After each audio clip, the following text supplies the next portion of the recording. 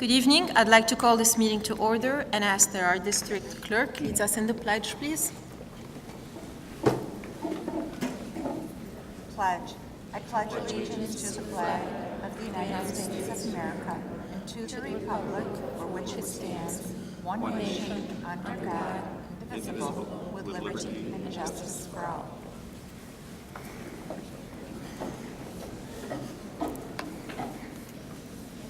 Good evening, everyone, and welcome.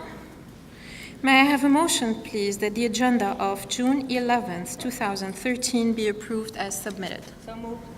Second. Questions or comments? Thank you. All those in favor? 7 in favor, none opposed. Thank you.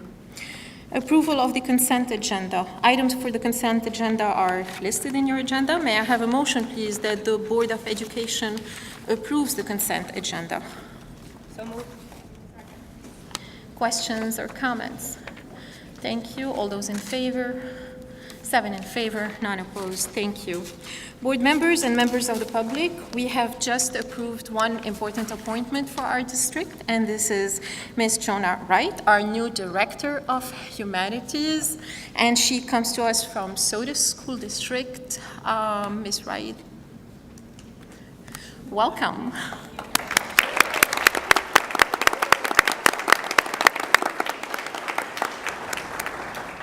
Thank you very much. I'm very excited to join Penfield as a District of Excellence, and I'm super excited to join the team. Thank you. Very good. Thank you very much. Thank you. All right, and we move on to our special reports. Dr. Grimm? Okay, we are excited to recognize student artwork tonight, and I'm going to hand it over to Jerry Buckland, our Assistant Superintendent for Instruction. Thank you, Dr. Grimm. Each year, the Penfield Central School District supports the development of the artistic talents of our students through a variety of means, and one important aspect of that is the Arts in Education program. And through this program, it's a COSER funded through BOCES, the teachers in the schools are able to take students out to observe and study works of art out in the community, to attend performances, and also to have artists come into the schools, both to demonstrate their artistry and to teach about it. As part of the Arts in Education annual program, we identify outstanding artists from each of the schools, one each from elementary school, 2 from Bay Trail, and 2 from the high school. And those works of art actually are entered into our permanent collection, and they grace the walls of the buildings, district office, and so on. Permanent is in quotation marks, because when the students graduate as seniors, the works of art are taken off the walls and returned to them, and then we rotate new works through each year. And so this year we have our 8 student selections who will be presented by their principals or or art teachers. And so I would ask our artists and the presenters, one thing I would be remiss if I did not mention. In addition to the generous support of the school district for arts and education, the PTSAs donate very generously to help all of these things happen. And we also receive a generous donation from the Family First Credit Union, and they actually fund the professional matting and framing of the works of art that are on the tables on the side. And the Family First also serves as a gallery, because the artwork will hang there as a great example of the Penfield School Community Connections.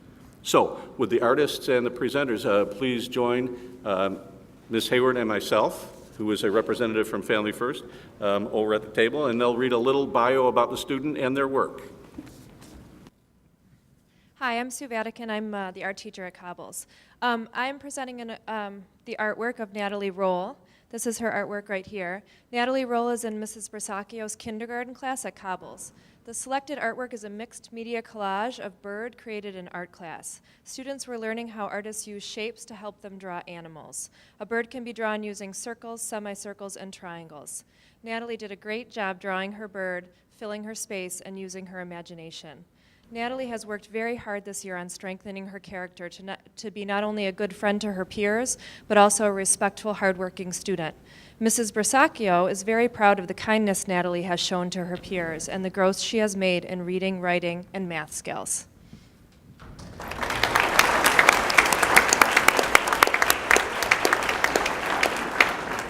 and I'm going to put in a shameless plug. Before we had full-day kindergarten, our kindergarten students did not have the time of the day to attend all the specials such as art, so we never would have seen such budding artists as Natalie. So thank you to the community for supporting full-day kindergarten.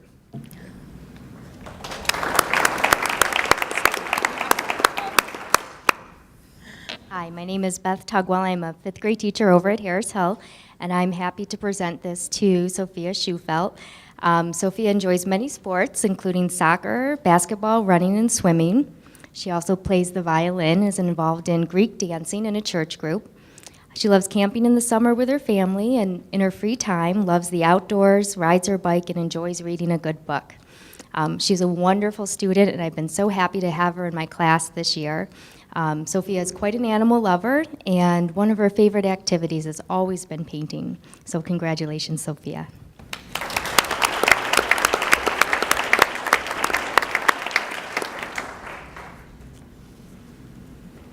I'm Terry Haynes. I'm the principal at Indian Landing, and this is Amanda Mulvey. She's our winner for this year, and her picture is right behind us. Mrs. Peterson does amazing artwork every year, and this was an especially beautiful project. Amanda is in Mrs. Hickey's 5th grade class at Indian Landing Elementary School. She enjoys art, especially drawing and working with clay. In her free time, Amanda enjoys writing stories, reading, Irish dancing, and spending time with her family. Amanda is very proud of her picture of cardinals in winter. Mrs. Peterson helped Amanda create this seasonal piece using different painting techniques. Congratulations to Amanda.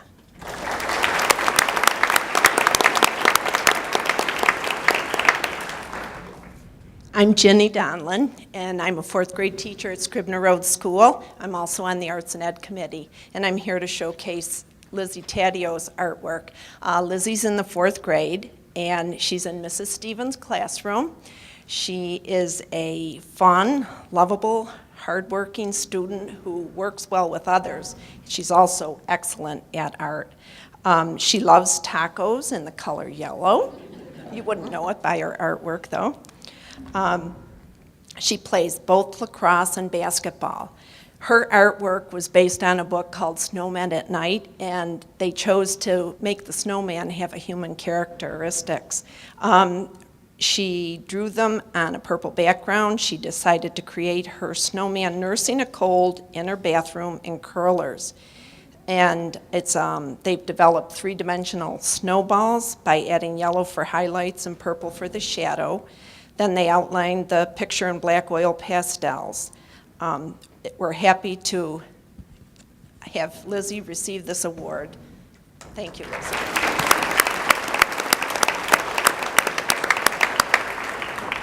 Good evening, I'm Winton Buddington, the principal at Bay Trail. And our first piece is by Oleg Svadka. This is a Sinufo cloth painting, if I pronounced that right, do you know? The piece was, he created his own stylized animal on cloth with black permanent marker. The pattern inside the animal and surrounding border is required to simulate the beautiful patterns the Sinufo used in their cloth paintings. Paint was added to color the artwork. And Oleg was born in the Ukraine. He loves school. His favorite subjects are English and social studies. He loves to draw and spends lots of time creating different team logos and uniforms. His cheetah represents power, strength, and a desire to win. He loves to play soccer and dreams of playing for his favorite team, the Manchester United. Congratulations.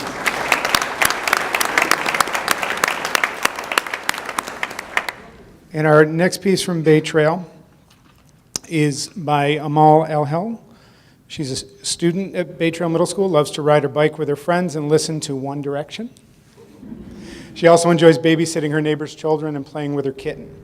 Amal loves zebras, and that's what's represented in her artwork. This is a linoleum block print created by subtractive carving into a block of linoleum. The surface of the block was printed, creating the image you see. Amal's image was a close-up view of a zebra, creating an interesting composition of lines and contrast. Congratulations.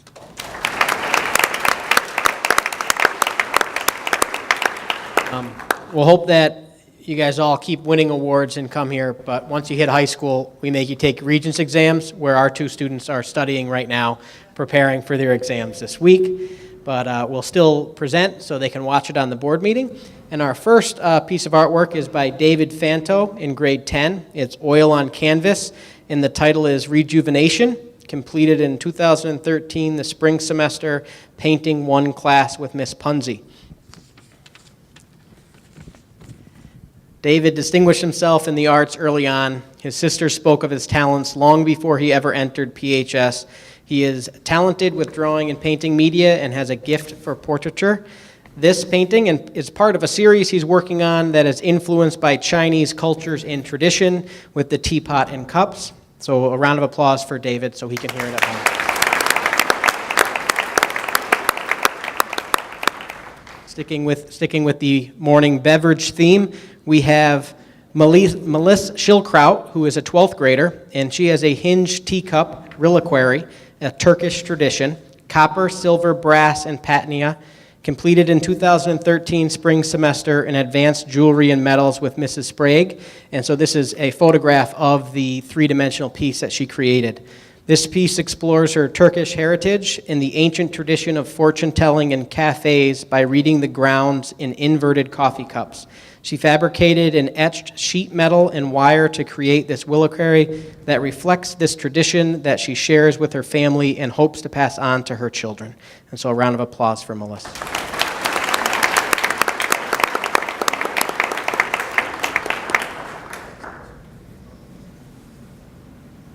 Well, thank you to all of our artists. Your talent is awesome. We hope to see much more of it in the coming years, so keep up the great work. Now, before you leave, Mrs. Bradstreet from District Office is here, and we'd like to take some pictures of you with your artwork before they go off to be hung at Family First. So thank you very much.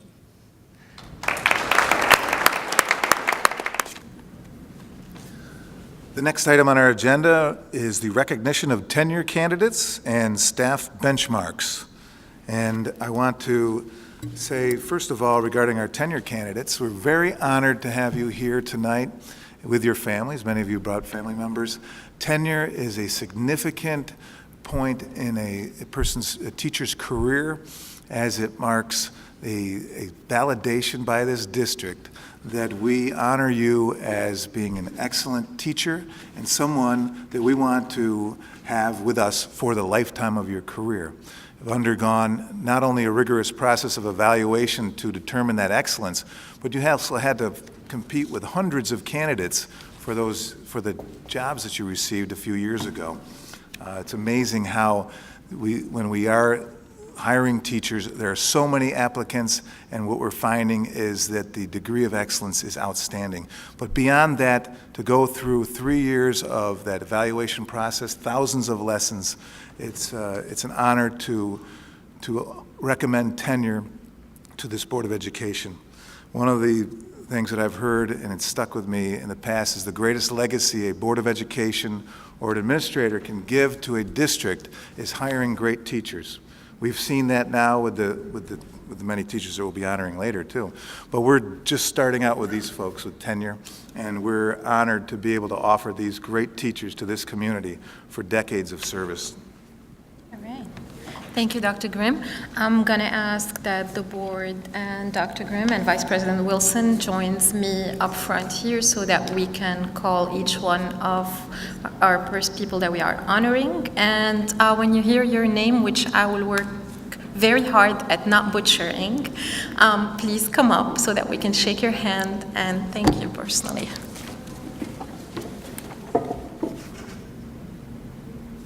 All right. We're going to start with our tenure recognition, and first person is Thomas Putnam. Dr. Putnam.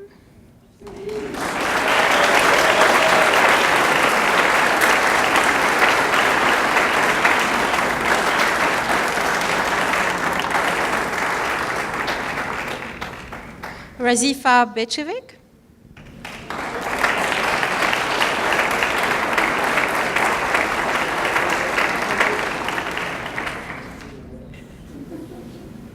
Kathleen Bronowicki.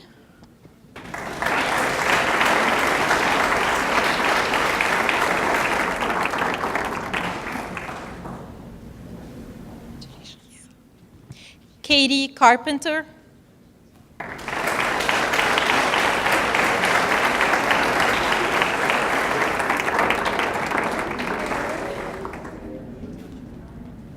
Orion Conway.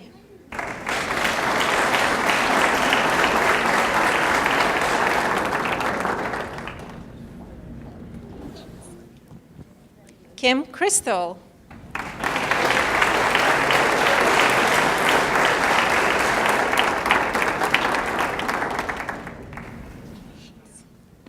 Jennifer Marin.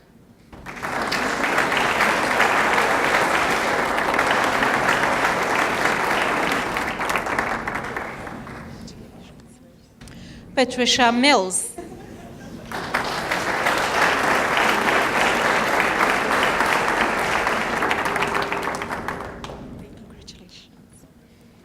Ralph Pizzo.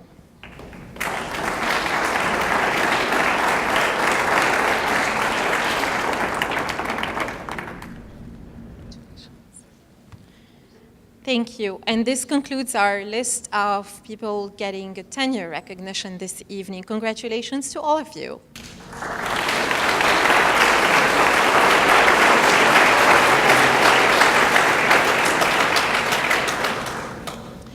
We will now recognize 15 years of service for Penfield Central School students. Tanya Fletcher.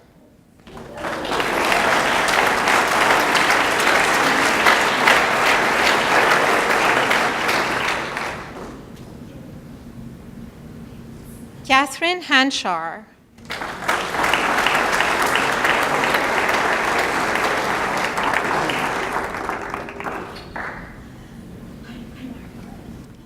Jeff Markarian.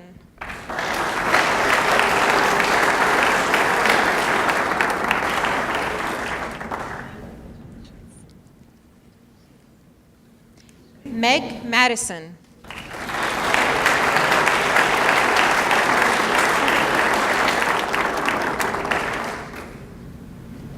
Martha Morrow.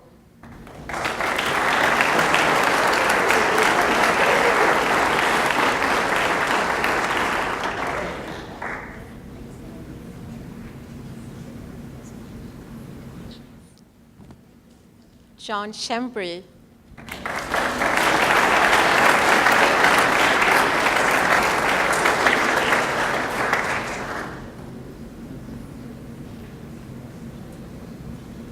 Roxanne Spogin.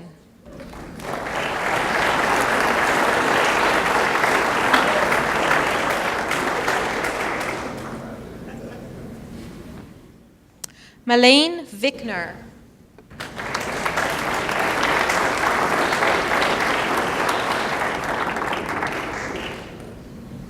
Mary Ziegler.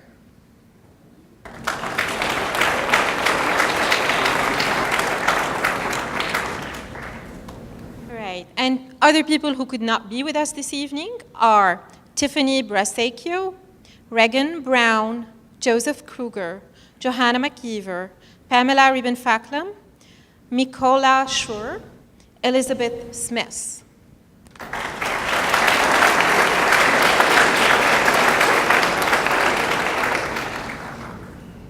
We will now recognize our 20-year attendees.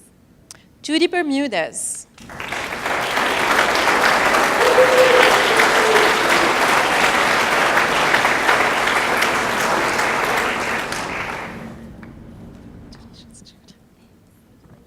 Paul Birkby.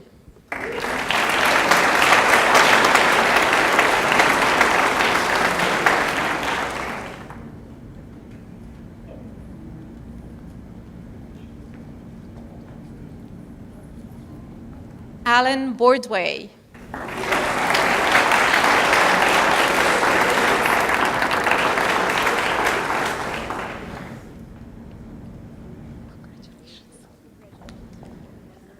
Angela Carpenter.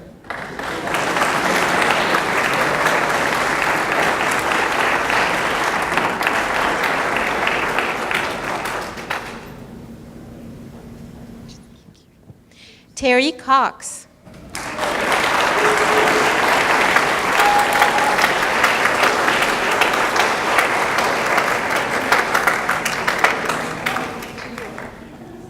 Les Doherty.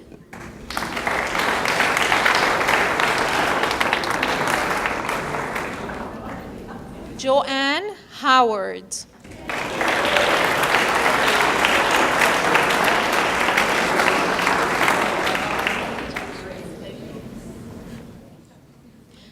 Cindy Maiorino.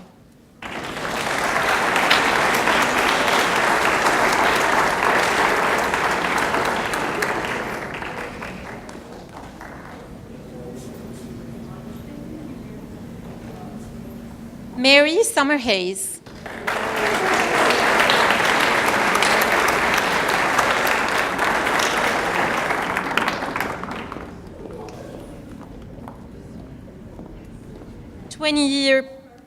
People who could not be with us this evening.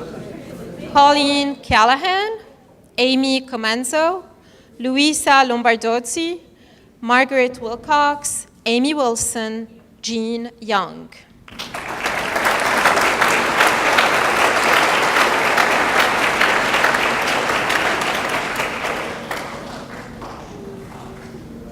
We'll now recognize people who have been with us for 25 years. Jim Cordero.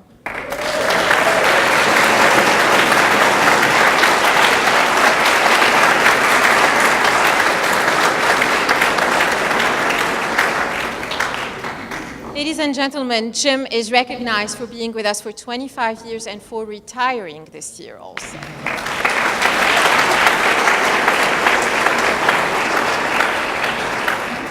Veronica Gumby.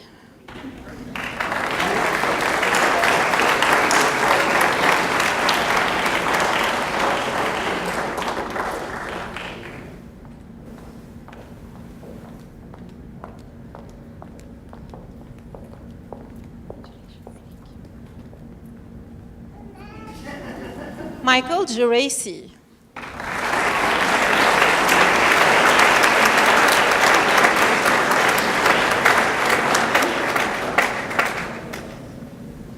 Julie Knapp.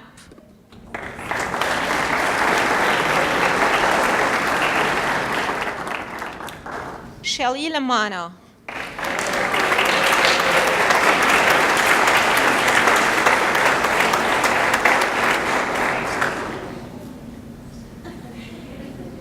Well, we're glad you could come.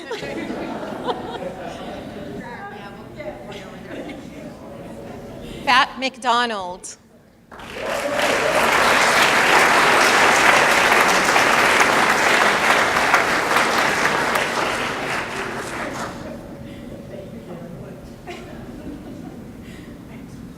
Louise Meyer.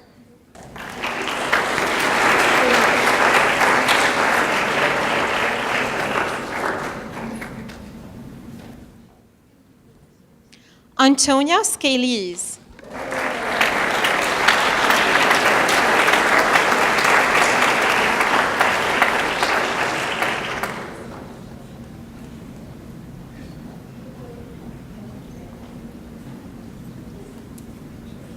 In Somerville.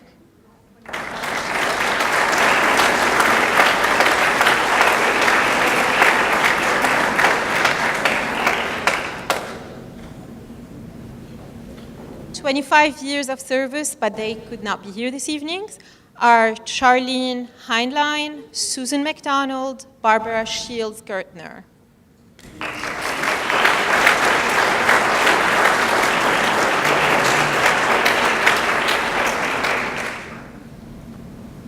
Years serving Penfield students.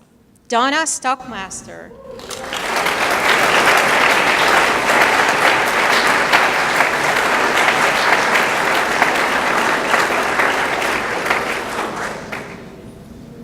And Donna is retiring this year.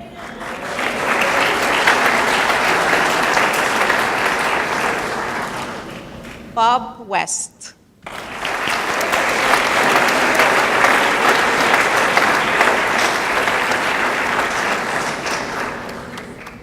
And Bob is retiring this year.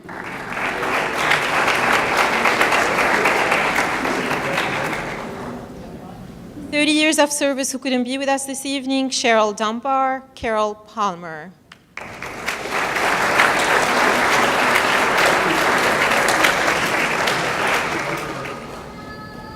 35 years of service for the school district. However, they're not here this evening, but we will recognize them.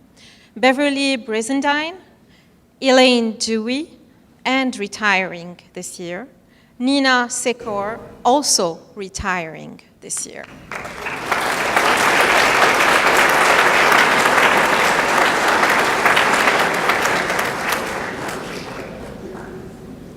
Thank you to all of you. This is probably, other than graduation, I think, our most favorite evening of the year.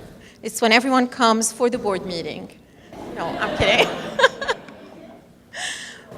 But we love to have you here. We love this opportunity to be able to recognize you, recognize the service for the district and for our students. When we look at our students, you know, you always think of the people who make a difference in their lives. And we know it's the families, it's the mother, the father, the grandfather, the siblings, and anybody supporting them. But it's also each and every one of you who just has such an impact on each one of our students. We are so grateful for all you do. Thank you.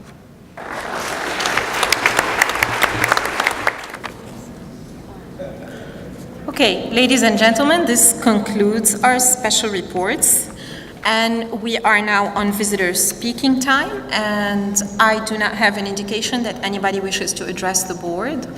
So the next person on our agenda is our student representative, Gwen. Good evening. Hello. So officially for high schoolers, school is out. Although, as you know, we've been coming in for exams. I had an exam today. Everything went smoothly. I don't know. For students, it's an exciting year. It's summer. You know, we're thinking about getting jobs and doing things like that. Luckily, I know, just as a member of Key Club, we do volunteer stuff over the summer. So like there are even high school clubs that kind of like run into the summer, and of course sports basically go all year round, so that is still happening. I think it's even happening outside right now.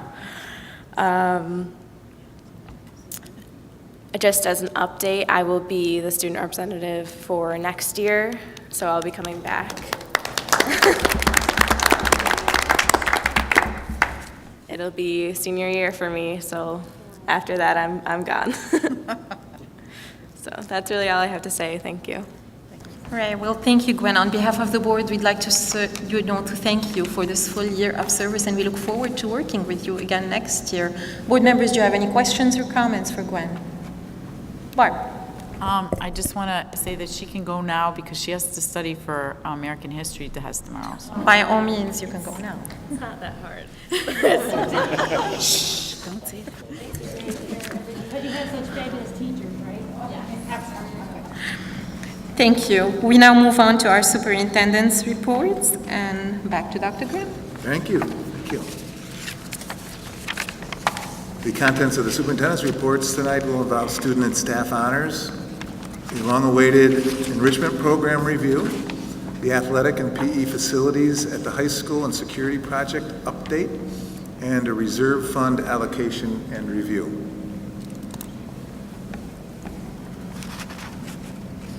We're very proud of all 6 of our Penfield schools, which are highly ranked for academic standing.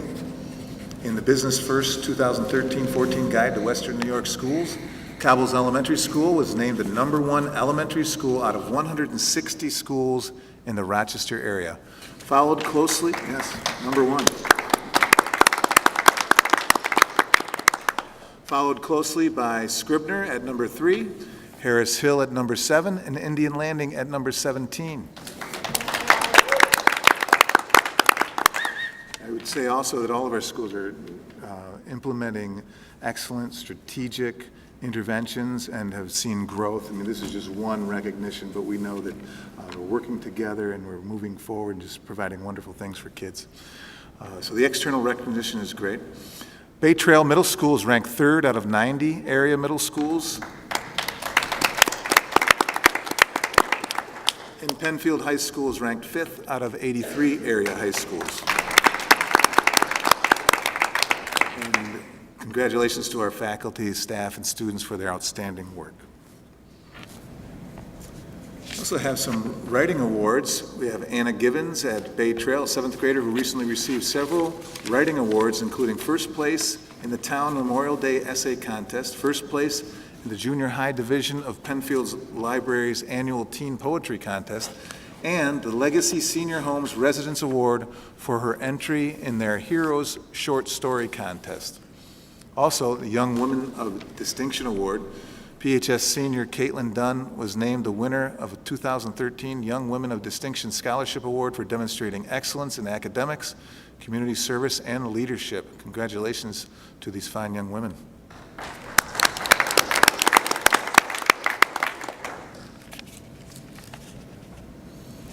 Our State Reflections Award, PHS student Samuel Lerman earned an award of merit for his second place finish in the New York State PTA Reflections Contest. In an essay competition, several PHS juniors earned recognition in the Cornell Club of Rochester's essay competition, and they are listed on the screen. Congratulations to these fine students.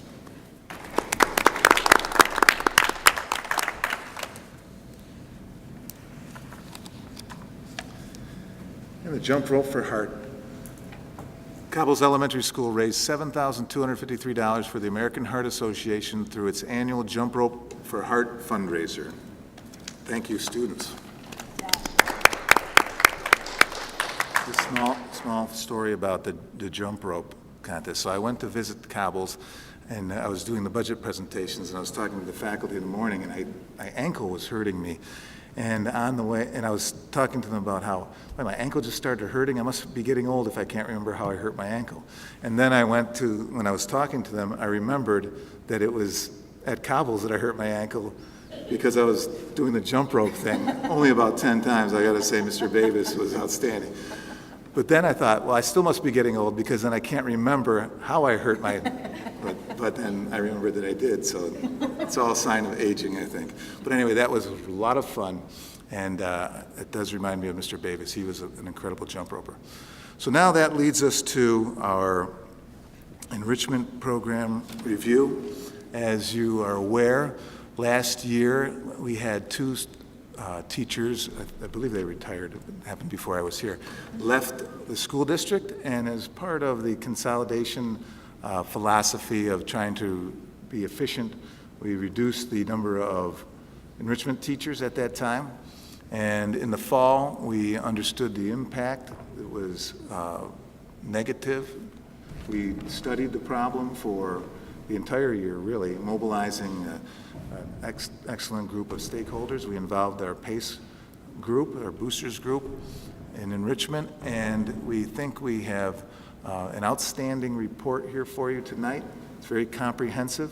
It talks about what has happened, what's currently happening, and some recommendations for the future. And I think all of these things will be exciting for our students and families next year. Mr. Buckland. Thank you, Dr. Grimm. And good evening, members of the board. When I first joined the district back in February, and I sat down with Dr. Grimm and we talked about what the expectations would be for my interim position. We went through the normal cycle of, day in, day out kind of things. And he added, oh, and one last little thing, we'd like to do an enrichment program review.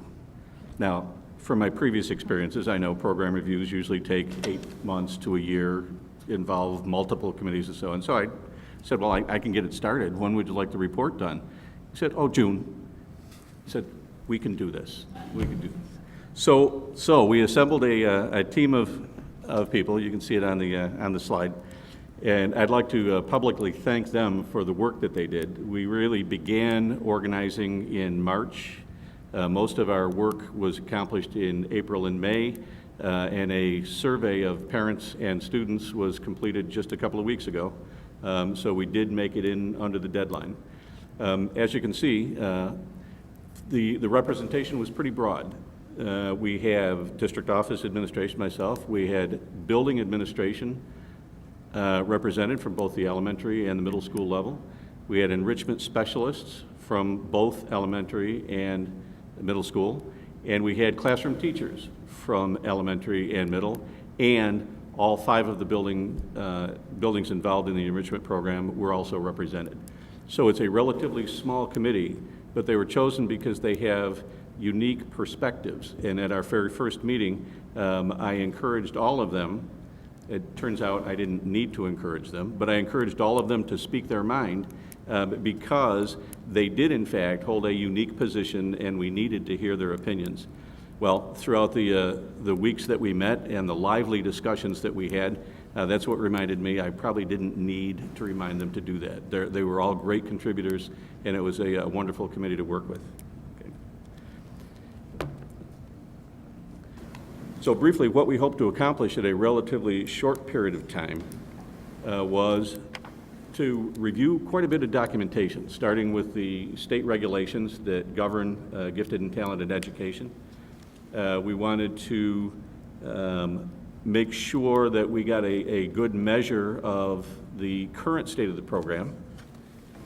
We wanted to look at any differences that have evolved between the original design of the program and what exists now, analyze factors that contributed to that. Dr. Grimm already mentioned one, in an effort to consolidate and be fiscally responsible, there was a decision made not to fill 2 vacant positions. So we then attempted to measure the impact of those changes on what the program was. Something that had not been accomplished in recent memory, we tried to review the effectiveness of the current program. We did have a survey that was sent out to the community in February, and that was more of a satisfaction survey. What do you like, what don't you like? But there was no measure of whether the program was really effective, whether it achieved its stated goals of helping these bright students develop their powers of persuasion, to develop their deep thinking skills, their divergent thinking. So we developed a survey and administered that was targeted to try to measure those very things. And then, based on what we learned from all that research and our discussion and the feedback from that survey, we made some recommendations, and they're included in the report, but we'll go through them for you this evening. Okay. Note there's one thing that's not on there, and that was an important consideration. It was not the committee's goal to review all of the research about enrichment. We felt that the very thorough job was done when the program was designed originally. We weren't questioning the validity of the research. It was really about the effectiveness of the program that we put in place.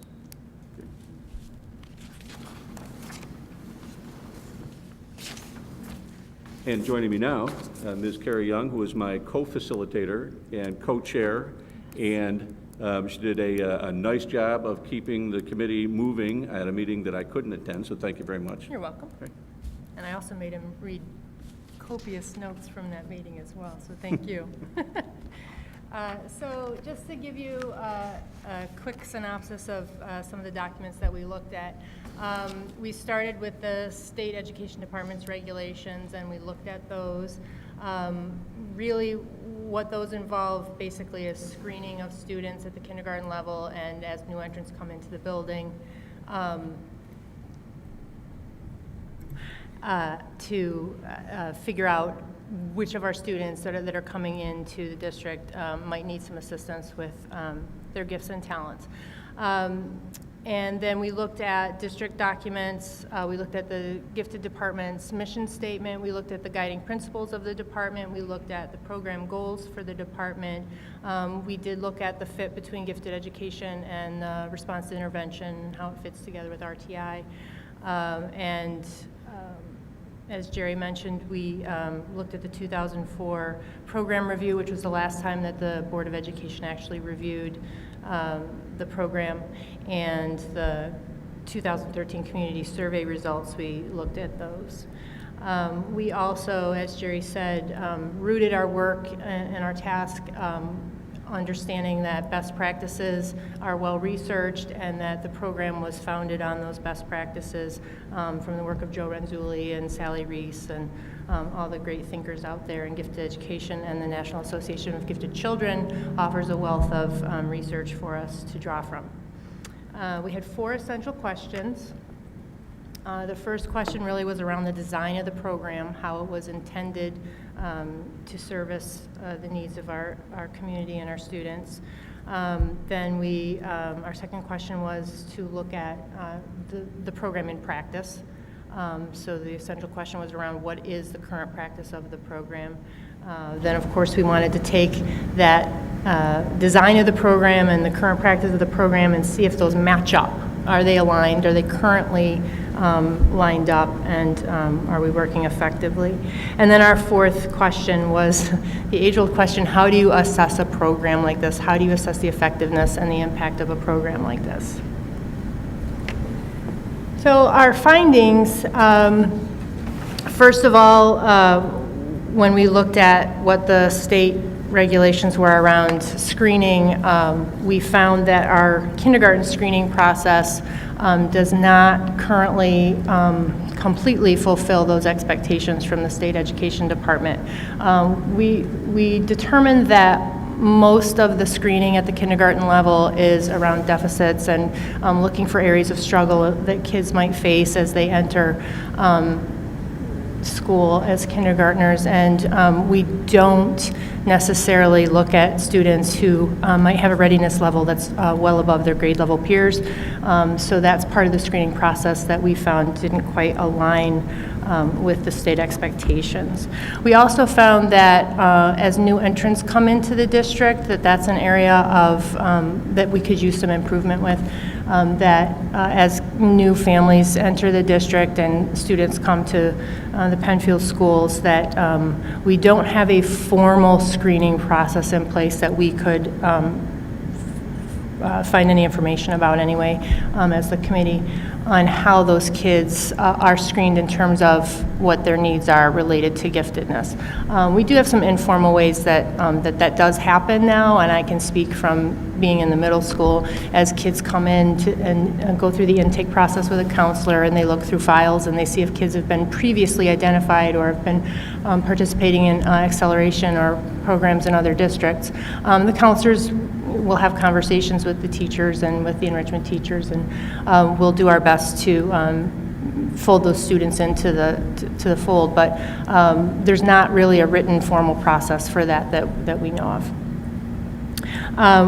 In terms of program design, when we looked at the original program design, we did find that based on the research, based on Renzulli's school-wide enrichment model, that the original design of the Penfield gifted program and enrichment programs really match with the best practices of the research, that there's flexible participation, there's multiple opportunities for students to be involved in terms of the design of the program.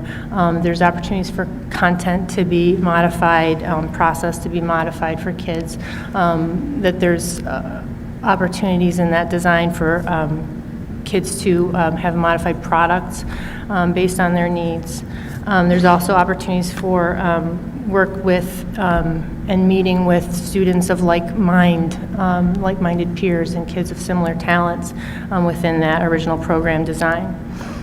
We also found that the original program design had opportunities for students to pursue personal interests and passions, and a component of the program around those autonomous learner needs that the kids might have. Also, it provided for a lot of opportunity for collaboration and consultation with classroom teachers and counselors and administrators and anybody else that comes in contact with the kids and their needs, so that collaboration and consultation was part of the original program design. Also, the identification process in terms of integrity and fidelity is something that I think that the original program design had as an expectation. What we found when we started looking at the current practice and the way we're able to fulfill the expectations of the program, we found that current practice has been compromised. The elementary program with only 2 teachers among the 4 buildings. There's been a lot of difficulty carrying out the expectations of that design. I mean, the ability of those teachers to be able to work with classroom teachers and collaborate and go to any kind of team meetings and work with students at various times of the day over time has been significantly compromised. And also, one of the findings of the committee was that without departmental oversight, that's been an issue for the department as well. There's not a department chair, there's not any kind of K-8 or K-12 oversight of the program at this time to help keep that alignment in place. So we found that to be an issue with the program. We also found that communication is an issue, an area that could use some improvement. In looking at the surveys and in looking at the fidelity of the program, we found that communication is lacking, not just from the school into the community and with families and with parents, but elementary building to elementary building. There's 4 very different elementary buildings, and since 2004, we've had quite some differences in the programs emerge, and so the communication between and among the buildings was lacking. We also found that the vertical alignment in terms of communication from elementary buildings into the secondary arena was lacking as well. The last thing that we looked at in terms of program effectiveness,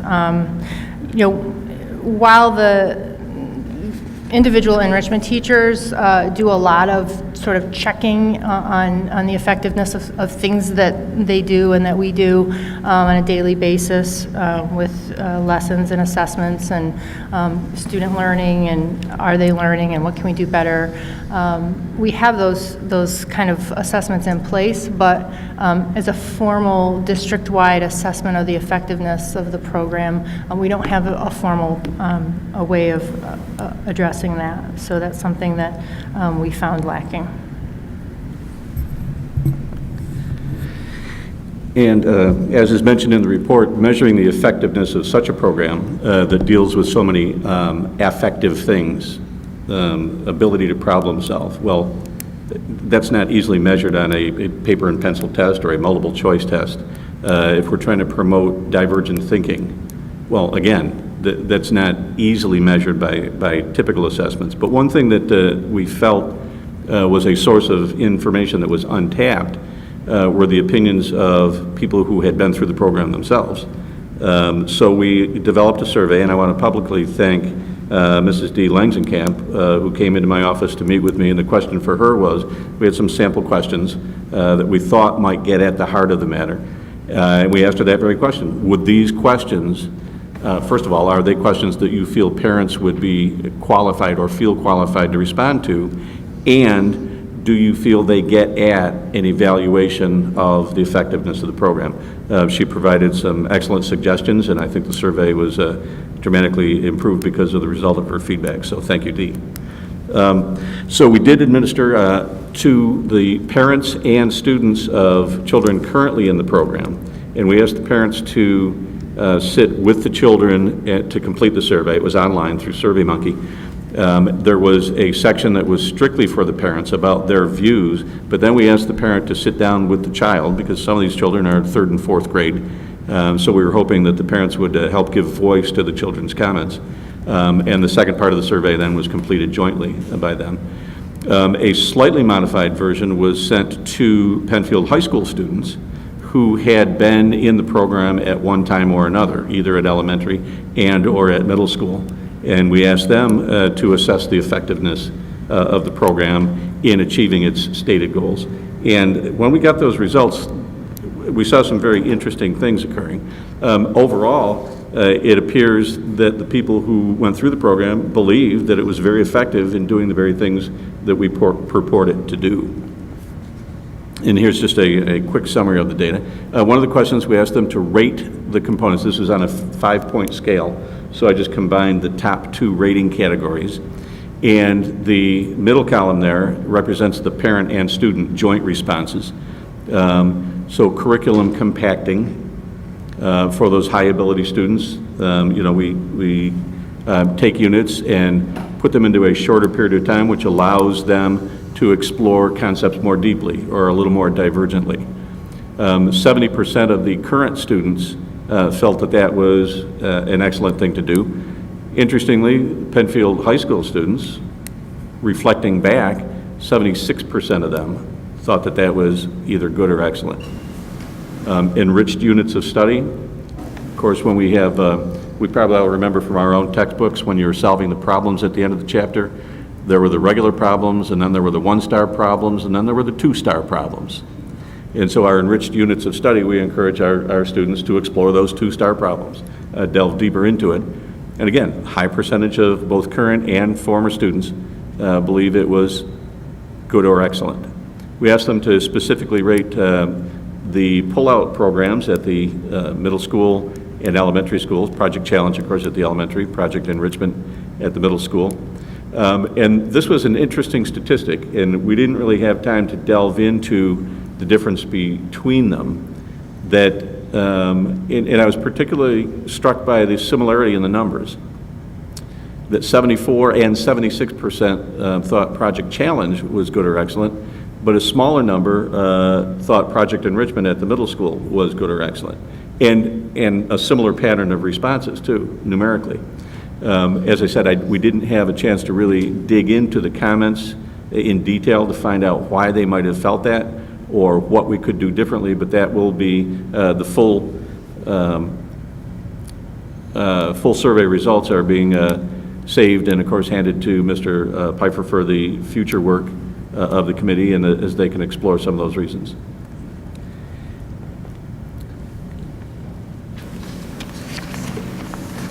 This was the results of a series of questions that asked them really to address those deep thinking skills. Were these services, was Project Challenge or Project Enrichment, was it valuable or very valuable in deepening your understanding of the curriculum, improving your problem solving, changing your thought processes, or was it valuable to just spend time with your high ability peers? Uniformly across the board, the current high school students, and this struck me as being very important, those students who are old enough to be metacognitive, to be able to reflect on their learning, rate these as valuable or very valuable. And we asked them to respond to either Project Challenge or Project Enrichment, or both, depending on which one they had been through. And when we disaggregated them, these were the results. High 70% thought it was valuable or very valuable in addressing their cognitive skills. And at this point, I wanted to mention that one very striking thing from the Penfield High School students, there were at least 4 students who mentioned a former teacher by name as being particularly influential, one of the best teachers they had ever had. And I don't think he would mind if I mentioned he's now retired, Mr. Neil Chodrow. And the students were uniformly glowing in talking about what an influence this man had on their development. So I think it speaks volumes. So Neil, I hope you take great pride in having done an excellent job with your students. Congratulations. So based on what we learned, both as a result of our discussion, and as I mentioned earlier, having the classroom teachers involved in the conversation, not just the enrichment specialists or the administrators. Having classroom teachers was very revealing in some of the comments that they made and the value that they placed on the enrichment services. That's addressed specifically in the second bullet. But I'll get to that in a second. But first of all, to address a couple of things that Carrie mentioned, to provide leadership at the district level, to be able to coordinate the versions of the program as it's implemented at each of the 4 elementary schools, to articulate the program between the elementary and the middle school level, to communicate to the community, to invite parents in, to explain what Project Challenge is, to explain what the selection process is and what their children will experience. In both the community survey in February and the recent results we've had, there was a very serious lack of understanding on the community's part of what goes on. The people who did respond to the survey were also, this recent survey, were very clear in that as well. A few of them said they didn't feel comfortable responding to a question because they really didn't know whether the selection process was thorough or not. So that certainly is an area where some district level coordination could improve the program. The second bullet, as I alluded to, the staff, we need to staff each elementary building with a full-time enrichment specialist. The two professionals who have been splitting time among the 4 elementary buildings this year, I think they've put in a tremendous amount of effort to try to spread themselves as thinly as they can to make sure that that all the necessary jobs got done. But the comment that was made by the classroom teachers about the value they place on interacting with the enrichment specialists, the regular classroom teachers working with the enrichment specialists as a consultant to help enrich their classroom, to do some modeling, to find resources. They found that highly valuable, and they really miss that because when the specialists are split between buildings, they just don't have time to be a full-time faculty member in 2 different buildings. So therefore, we strongly recommend that we return to a specialist per building. Okay. Alluding to the fact that our screening process needs a bit of updating. First of all, we need to make sure that we include some sort of screening at the kindergarten level for high-ability students as well as students who might be struggling, and to systematically screen students who enter at a later grade. We recommend that some summer work be done to align the elementary programs, and I put the summer in quotation marks because we're not sure exactly when that will happen. As you know, we have a new assistant superintendent coming on board. We are hoping to bring an instructional coach, an instructional specialist on board who will provide the district level coordination. And if the recommendations are accepted, then we also need to hire 2 new enrichment specialists. So it'd really be important to have that whole team together to do that work. And I don't know exactly when that will happen, but as soon as those people are on board, that's when we would recommend, all right, let's start the work of coordinating. Okay. And last but not least, we probably shouldn't wait 10 years before we evaluate the program again. So I would strongly recommend that Mr. Pfeiffer and his colleagues work to refine the survey from its first iteration. We learned some valuable information from it, and I'm sure there's much more that can be learned in the future as we use this as baseline data and watch for any changes in the response in the future. Well, thank you for this report. This board has been waiting for it. So, board members, questions, comments? Barb. Just curious, what was the total number of parents and students that were involved in the survey?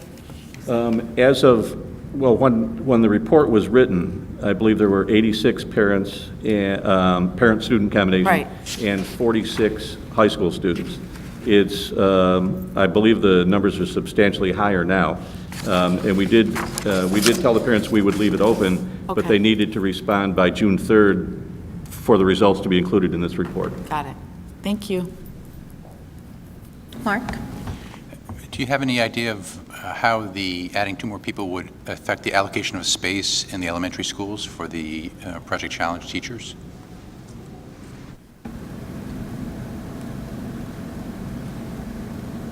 Well, perhaps we should ask one of the principals to come for the space allocation, but each of the enrichment specialists had space this year, although there was some changes and transitions. I think as the year passed, that situation kind of stabilized. There were a few questions early in the year, and some, I think, less than satisfactory spaces that weren't working out well for the Project Challenge, but I think those problems resolved themselves. So since the 2 enrichment specialists did in fact work in all 4 buildings, they have a space. Now it'll be just staffed by 1 person full-time instead of alternating days. Thank you. Camille? Thank you for the report, and also I think that I'm just thrilled to hear about your recommendation. I think it sounds like absolutely the best thing to do for the kids. And I really am so happy that they'll the teachers will be there, specialists will be there to work with the classroom teachers. And thank you for including the classroom teachers on the committee too. As you look at refining the selection process, I did check, we do have a policy on screening, and that policy may be a direct requirement from SED, but it does say that as a board, as a district, we screen everyone K through 12 by December 1st, if they're new, or if they start within the school year within 15 days, and then you notify the parents and you have 15 days. It's pretty rigorous. So as you go through that summer work, which may not be summer, maybe you can work with the policy committee, make sure the policy matches the practice that you want, because there is a policy on screening. And then beyond that, if you hear of other policies, or if you feel like there should be a policy on the enrichment program, we don't currently have one.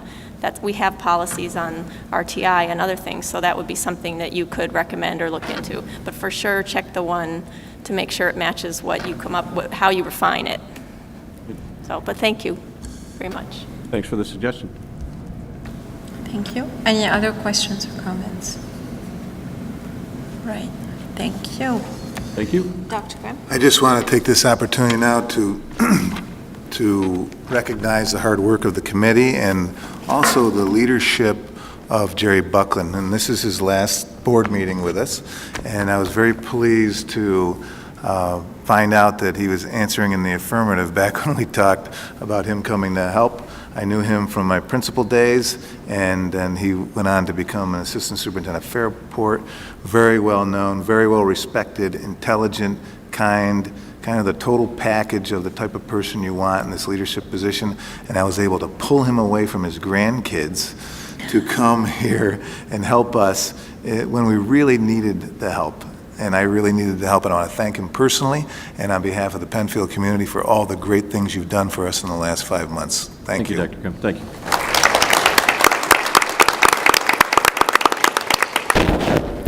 Okay, Dr. Mark Sansucci is going to lead us through the next few slides.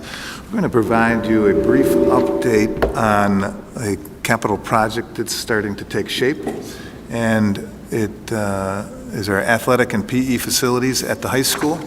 And Mark, if you could lead us through this.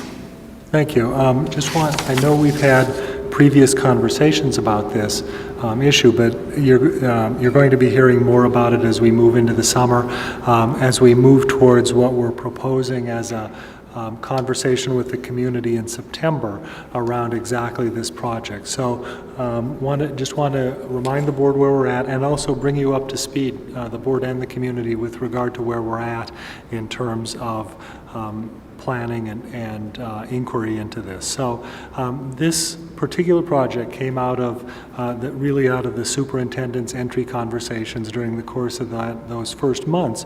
As you know, Dr. Grimm had conversations with many stakeholders, and what came up in many of those conversations was this idea around athletic facilities both at Bay Trail and at the high school, and particularly with an eye towards lighting of the fields at the high school. So all those items were included in the district's long-range plan, but there's no project currently scheduled.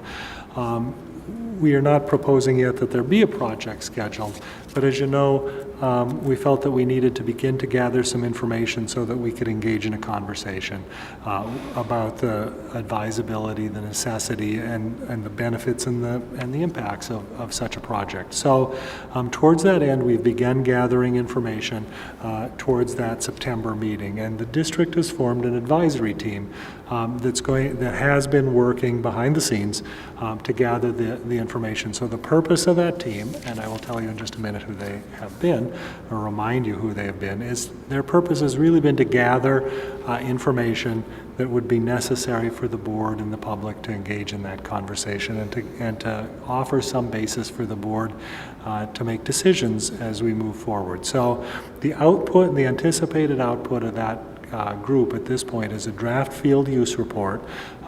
The reason for that is, if we go ahead with this type of work, we need to understand what it is that we're going to do with the fields when it's done, because that impacts all the other things that might happen. So I've shared that. We have a draft. It's still in draft form, but I've shared it with the board in terms of how the use of the athletic facility would be structured. We also need a draft conceptual design. So you need something to react to. You need something to build around. What is it that you are proposing to do? So we've worked our way through that. That is a conceptual design. It's really just a laundry list of items that we would undertake. And I fully expect that to change as we move forward for a variety of reasons I'll explain. But once you have that field use report, what are you going to build and how are you going to use it, then you can begin to assess impacts. And so we've begun a traffic impact study based on that, lighting impacts and spillage studies, and also begun to look at other impacts that might impact or other activities that might have an environmental impact and require further study, just to be able to identify them. So there are two types of team members. There are folks from within the district, Dr. Grimm and myself, Nancy Bradstreet, Tom Putnam, Pete Shambo, obviously a key member of the committee, and Jim Cordero. We are using the district's consultants. Many of these are long-term folks with whom you're already familiar. So Mr. Donegan has been our financial advisor for these types of projects for many, many years. Mr. Huffman represented campus construction through the most recent capital projects. Mr. Tomaselli, the district's architect. Names that you may not be as familiar with. Mr. Steve Ferrante is SRF and Associates. They are the traffic study design folks. Mr. Primo is an attorney with Harder, Seacrest, and Emory. We use them for our environmental quality review and have for many years. And Mr. Knapp is with M&E Engineering. So that team has been meeting. We've had a number of meetings over the course of the past several months trying to get our hands around those questions that I just described. What is it that we're talking about? What impacts might it have? What other information do we need to gather in order to be able to offer to the board a question?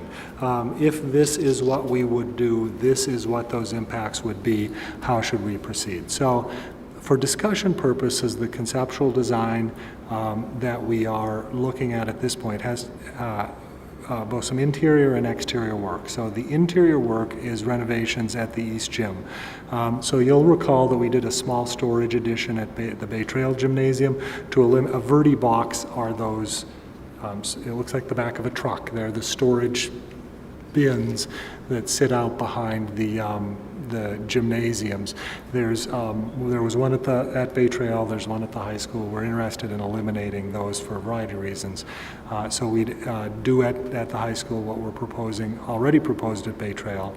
We'd replace, this is all East Gym work. So we would replace the lighting in that. The poured rubber floor that is in that facility is the same poured rubber floor that we replaced some years ago at Harris Hill School. You'll remember that floor became an issue at this school. This one does not have the same challenges, but it certainly is at the end of its design life. Wall pads and baskets. So a general tune-up of the gymnasium would be interior work. Because we're doing interior work, the project is eligible.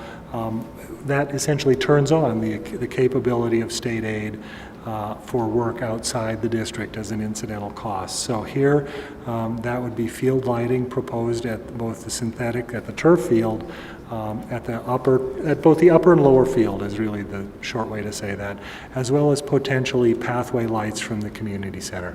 Let me say now, I don't know that that's how this turns out. I don't know that that's where, as we work our way as a community, as a board, as a committee through this, that this is where we end up, either on the interior work or the exterior work. But it's a starting spot for our conversation. We believe that it's a logical place to drive our stake into the ground to begin to have the kinds of conversations that we need to have with regard, particularly on the field lighting side of this, to benefits and impacts to the community.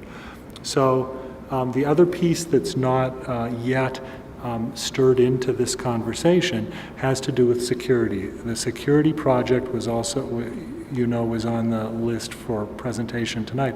It's not here yet. We have, the board authorized and we engaged security consultants to begin to look at our buildings, our activities, our facilities. That work's ongoing right now. Much of that's not going to have anything to do, I think, by the time we're done with that. Many of those recommendations aren't going to have anything to do with capital projects. They'll have to do with our practices, our procedures. In terms of conceptual design, what you see before you is the conceptual design that the committee has used to essentially drive a stake in the ground to begin to tether our planning to. Whether this is where we end up or not is certainly subject to question. I'm not certain that as we work our way through the project that these will be the exact items that are included. This is a starting point for the conversation. By the work interior to the building, those renovations in the East Gym, essentially turn on the capacity for state aid for work outside the building. So work outside the building without work inside is not eligible for state aid. With work inside, some of that aid capacity can be used for exterior work. And we're proposing here that we begin to look at lighting at the upper and lower fields, and as well as potentially pathway lights from the community center. As I said, I'm not certain that this is where we end up. This is a start of our journey in this conversation, but it's important that we design this part, the first question, so that it captures the kinds of information that we want. So, for example, whether we ultimately end up with pathway lights or not, whether we light both fields or not, those questions we'll continue to work through, but that provides sort of an impact, a first look at impact that we can use to develop the rest of the questions. So with that as our conceptual design, what we've begun to do is detailed in this slide of key dates. So we're working right now based on that scope, the scope we just discussed, on budgeting. What would that cost? We're working on field use. Mr. Shambo's developed a draft of field use policy. When would we use the fields in the evenings? Under what circumstances? Who could use them? Would they be only for Penfield use? Would we ever allow outside use? All those kinds of questions are relevant in terms of impact as we work our way through. So with that draft field use policy, we've provided it to the consultants, the draft that you've seen. They're using it to estimate lighting and traffic impacts, and we anticipate that all that work, the draft studies on lighting impacts, drafts on traffic, the draft field use policy, any other environmental or community impacts that we can think of should be complete by the end of this month. So we're working hard right now to bring those together, and what we would anticipate is at the July board meeting, we'll have a presentation to the board from those consultants to walk you through what we've learned. This is what we think we've learned in terms of where we've been. We will also ask you at that meeting to declare yourself to be lead agency for any capital potential project in the future. What that allows us then to do is to send out memos or letters to surrounding other interested parties. So the town would be a logical partner here. We're interested in studying this. We would be willing to be lead agency is essentially what it says. We've announced that we would like to be. Do you have an interest? Would you like to be? And that gets that involvement and their information rolling. With that kicked off through July and August, we would, based on input from the board at that time, complete our studies, gather more information, develop informational meetings, because really what we want to begin to do is to have some public informational meetings in September. This is what we're thinking about. Is there anything else we haven't thought about? What are your reactions to this?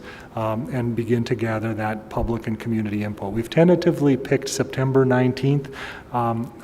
As you know, the school calendar, particularly in the early part of the school year, is a very, very busy thing. But September 19th works. We don't conflict with any of the school events. So Nancy Bradstreet has attempted to pin that date down so that we would have a target to shoot at. I apologize for the sound issues. I hope you were able to hear what I had to say as we moved along. Are there any questions? Is there anything that either you couldn't hear or I explained poorly. Thank you for the update, Mark. Board members. Barb. Just for my own personal, well, and a couple other people too.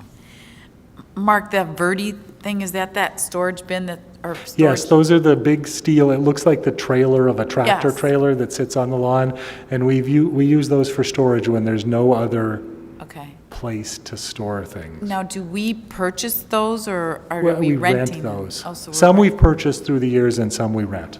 Okay, so but the possibility then would be, it would be not exist right there then? Correct. Wow. Yeah, we would build would just, be nice. and just as we proposed at Bay Trail, there's one, you don't see it as much because it's kind of Right. tucked around the corner of the Right. building. But we're proposing and we have approval for the elimination of that one with a little addition on the outside of the building there. Okay. You just don't have the big Verdi thing across, right? Is That's that- good, okay. just, yeah. I'm not even sure technically that they're from that company, but that's what I've always called them. Thank you, Mark. Thank you. Board members, any other questions or comments? Karen? Yes. The,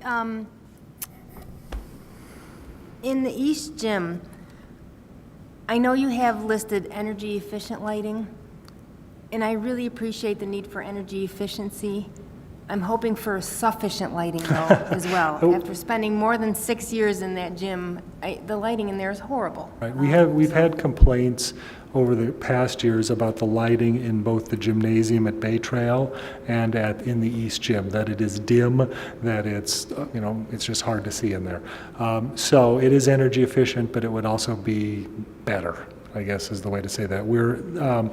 Improved lighting was in the project that was approved, for Bay Trail, was in the project that was approved with this last budget. So that's in process. That'll work its way through SED and through construction. So that's done, not immediately, but someday as we work our way through. This would be the improvement in the same way at Bay Trail, or at the high school, I'm sorry, to be both, more efficient and also brighter. Great, thank you. Also missing on this, or in that study, I know that there was a lot of conversation about also some general wall repair. In that East Gym, those walls are fairly pockmarked where balls have hit it and things have poked it through the year. That's also being looked at. We just haven't, gotten our arms around how that gets fixed and what that means. Great, thank you. Board members, any other questions? John? I may be the culprit in the wall thing, as Mr. Shambo may know, but one of my twins on the freshman basketball team this year had practice, and he ran against the wall next to the fountain and hit his hand, and a piece of the wall came off, and he had 6 stitches put in. Oh. And Pete handled it very well, and no liability to the district. But after looking at that, we looked at that, and I know Mr. Shambo did a good job looking at it, but it definitely, I went over there and pushed it, and the pieces came off. So I'm encouraged to see the gymnasium piece to begin with, regardless of that, because I think it's just a great idea to mix it. Thank you. Thank you. Any other questions or comments? All right, I do have one quick question. Can we possibly have something on the website, some header that would say facilities, to start updating the public right now about what we're doing, Actually, rather than wait for September? Yeah, no, I don't, thank you for saying that, because we don't intend to wait for September for that. Nancy Bradstreet was at our last facilities meeting, and we had lots of conversation about just exactly that question. We'd like to start getting, as we gather the information, the draft reports, the studies, and so on, we'd like to begin posting them on the web, and also some way for people to begin to gather information to learn about what we're talking about, provide comment, and so forth. So, yeah, no, we won't wait till September for that. All right, excellent. Thank you.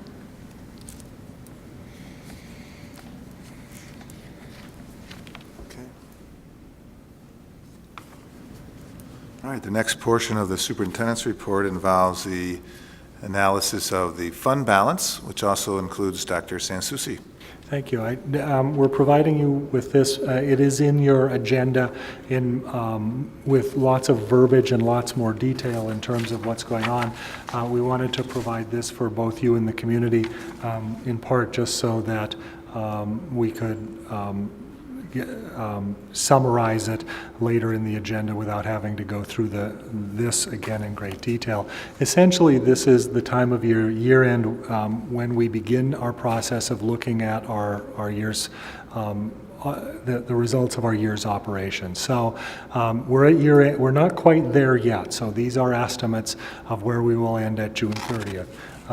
June 30th comes and goes pretty fast, and then lasts for a long time for us, actually, as we go into the summer, as we close our books, as the bills finally come in, as we close the year out.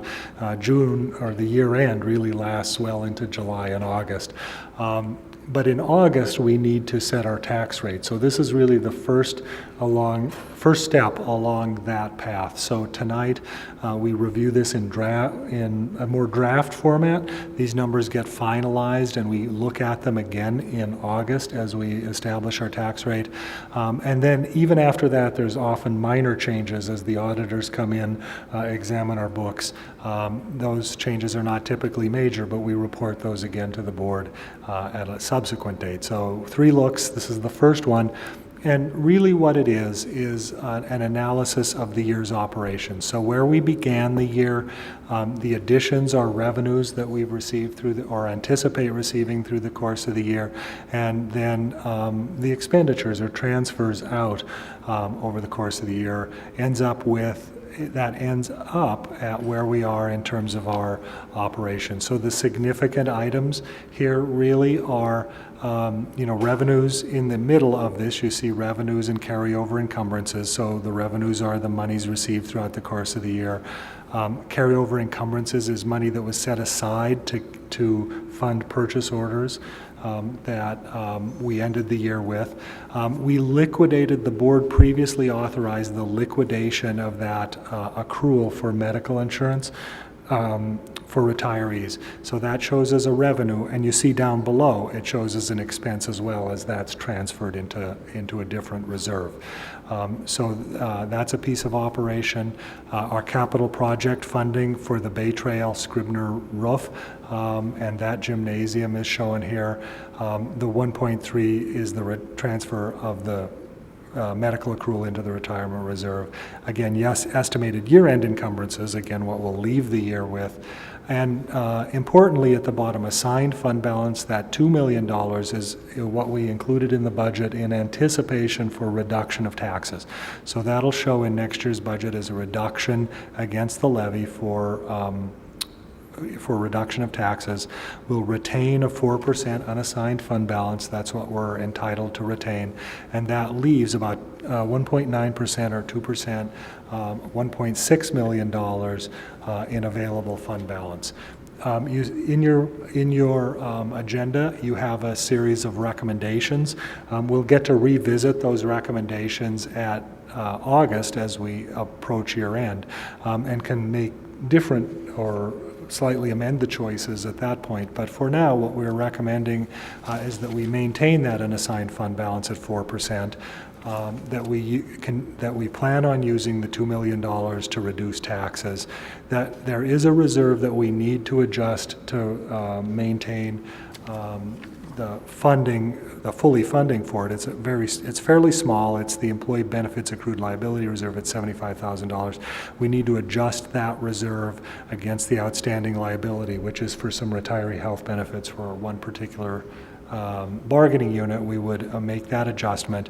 And then the remaining, that $1.6 million, we recommend using to fund our existing capital reserve. So that reserve was established 8 years ago with a proposed funding amount of $10 million. We're not quite there yet, and with this $1.6 million, we won't quite have achieved the $10 million. We will be slightly short of that. We're approaching the fully funded mark, which is good because with one more year after this, we will no longer be able to transfer into that reserve as its funding life, we'd anticipated a 10-year funding life, will be exhausted. So we'd recommend that we transfer the $1.6 million into that reserve, and then as we close books, make any adjustments up or down, slight adjustments against that. We'll be reporting that to you in August as well. So are there any questions about those recommendations or about the process? Thank you, Mark. Board members, questions or comments? All right. Thank you. Thank you. That's all? All right, this concludes our superintendent's reports. Board members, we are on page 3 of your agenda. Facilities change orders. This item is going to be tabled for the next meeting because we do not have the change orders at this time. Financial items, reserve funding. I will not read everything that is in the agenda or repeat everything that Mark just explained to us. So we have a resolution at the bottom of page 5 to act on the recommendation that Mark just made to us in regards to the fund balance. So may I have a motion, please, that this resolution be approved as listed in your agenda and the way it was listed on our screen? Can we put that back up sure. here? That would be great. Thank you. Any questions or comments? Thank you. All those in favor? 7 in favor, none opposed. Thank you. Policy review. We have a policy that is here for second reading and for approval, and that is policy 3410, District Code of Conduct on school property and at school functions. Did we get any comments from the public in this regard? No, we did not. Thank you. May I have a motion, please, that the Board of Education approve policy 3410, District Code of Conduct on school property and at school functions? So moved. Questions or comments? Thank you. All those in favor? 7 in favor, none opposed. Thank you. Approval of the District Code of Conduct. The District Code of Conduct was presented to us on May 28th, 2013. May I have a motion, please, that the Board of Education approve that Code of Conduct? So moved. Any questions or comments? Thank you. All those in favor? 7 in favor, none opposed. Thank you. Textbook approval. We have textbooks that are listed in your agenda, English for English 101 and math textbooks. May I have a motion, please, that the Board of Education approve the textbooks as listed in your agenda? Second. Thank you. Any questions or comments? Did we get any comments from the public other than what we had before? I know the books have been available at the public library, district office. Did we get any? No. All No, right. ma'am. Thank you. All those in favor? 7 in favor, none opposed. Thank you. President's remarks or presentations. New York State School Boards Convention, 94th Annual Convention and Education Expo. It's again in Rochester this year. It will take place October 24th to 26th, and if you are interested in going, please mark your calendars. It's great when it's in our own backyard. We don't have to go very far. We should be looking for an email from Marsha giving us a deadline on when we would like to sign up, so that Marsha can take care of all those registrations, taking advantage of the early bird rate for all of us. So Marsha will be looking for that email from you if anybody is interested in attending NYSBA's convention this year. And we are presenting at NYSBA. Don Bavis, I believe, is presenting a workshop on the use of data. So that will be great for us to be there again this year presenting. All right, we have no unfinished business at this time. New business. You see listed in your agenda the different committee assignments to start getting you thinking about next year. There's the Monroe County School Board Committees Member or Liaison Usually, the executive committee is the superintendent and the president. Information exchange, labor relations, legislative, and we also need a NISBA legislative representative. So please start giving some thoughts to those committees and which one you would like to be assigned to. Those meetings are usually once a month. And they are around lunchtime and they don't take very long. Give it some thought. And probably we'll come back to that, at the organizational meeting.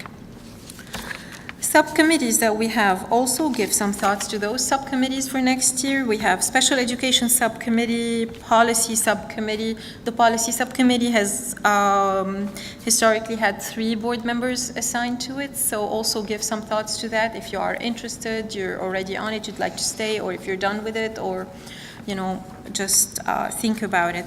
And, we will send an email out looking for people's interest. We have several community committees. We have the Budget Committee, Audit Committee, Facilities Committee, and Health and Safety Committee. All of these have board representatives. Please give some thoughts to those also, and I believe the Audit Committee will need 2 board members. Am I correct? Mark? That is correct. Okay. I'm just not sure of the timing. 2 were just appointed, so, but this is for a new year, right? Yes. Okay, I'm sorry. Yeah, I'm just checking if we need 1 board member or 2 board members. 2. Two board members for the Audit Committee. So again, give some thoughts to those.